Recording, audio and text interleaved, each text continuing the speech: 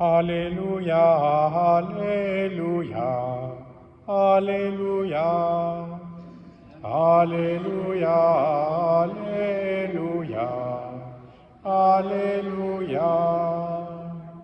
C'est moi qui vous ai choisi du milieu du monde, afin que vous alliez et que vous portiez du fruit, et que votre fruit demeure, dit le Seigneur. Alléluia, Alléluia, Alléluia. Le Seigneur soit avec vous. Évangile de Jésus-Christ selon saint Matthieu. En ce temps-là, la mère de Jacques et de Jean, fils de Zébédée, s'approcha de Jésus avec ses fils, Jacques et Jean, et elle se prosterna pour lui faire une demande. Jésus lui dit, « Que veux-tu? » Elle répondit, « Ordonne que mes 2 fils que voici siègent l'un à ta droite et l'autre à ta gauche dans ton royaume. » Jésus répondit, « Vous ne savez pas ce que vous demandez. Pouvez-vous boire la coupe que je vais boire? » Ils lui disent, « Nous le pouvons. » Il leur dit, « Ma coupe, vous la boirez.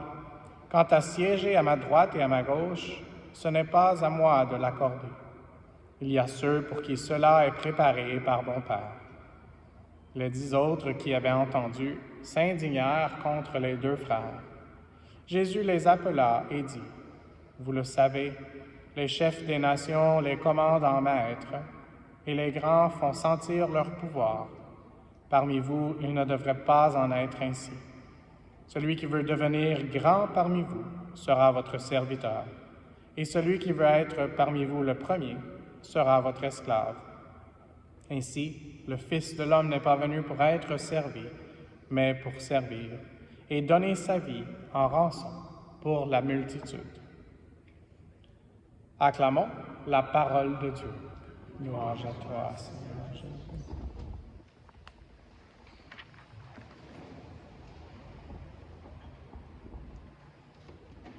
Aujourd'hui, dans la première lecture, on voit un contraste entre la vie et la mort. On doit accepter de mourir à soi-même, on doit accepter de prendre notre croix pour que le Christ puisse vivre en nous. Et cette première lecture, elle était de Saint Paul. Saint Paul, pas dans cette lettre-là, mais il dit « Ce n'est pas moi qui vis, mais c'est le Christ qui vit en moi. » Aujourd'hui, ce n'est pas la fête de Saint Paul, mais j'aimerais parler un peu de Saint Jean. Bon, ce n'est pas la fête non plus, mais on va terminer avec Saint Jacques. Saint Jean, qui est un des acteurs principaux de cet évangile, qui a été écrit par Saint Matthieu cette fois-ci. Donc Matthieu, qui n'était pas un des 2 frères, qui était un des apôtres, mais qui pouvait observer ce que la mère de Jacques et Jean, les fils de Zébédée, avaient demandé, et ensuite la réaction de Jacques et Jean par rapport à ça. Donc lui, ce qu'il observait, c'était que ces 2-là voulaient une place de premier choix. Et à ce moment-là, il n'avait pas tellement compris ce que le Seigneur voulait dans son royaume, ce qui était son royaume. Et je dois dire qu'on ne devrait pas les juger trop parce que je pense que nous, parfois, on n'est pas super rapide à comprendre c'est quoi le royaume de Dieu. Malheureusement, souvent, on a des intentions de prière qui nous semblent en connexion directe avec le royaume des cieux, avec le royaume de Dieu. Et puis le Seigneur ne semble pas y répondre aussi rapidement que d'autres intentions.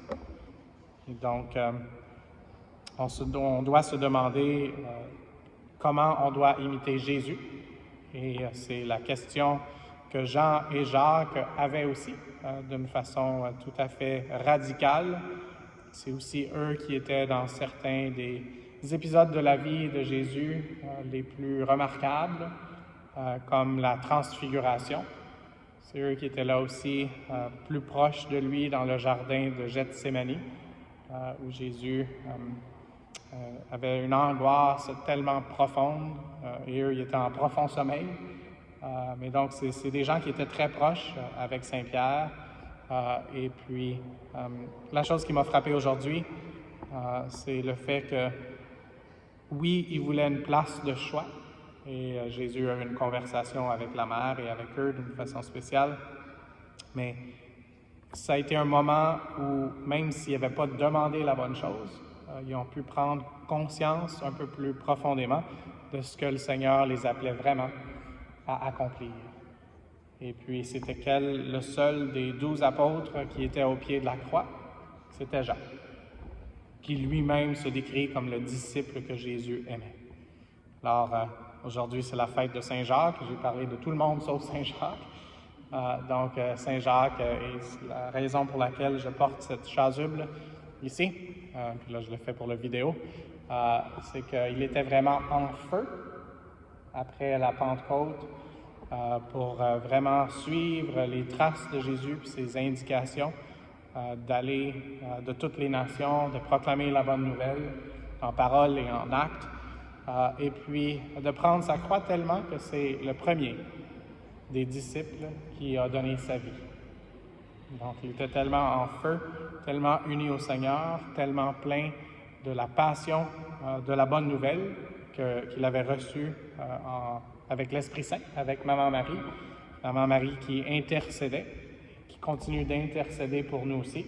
Donc, elle, c'est la mère parfaite qui demande au Seigneur de nous accorder les choses dont on a besoin le plus pour pouvoir participer au règne de Dieu.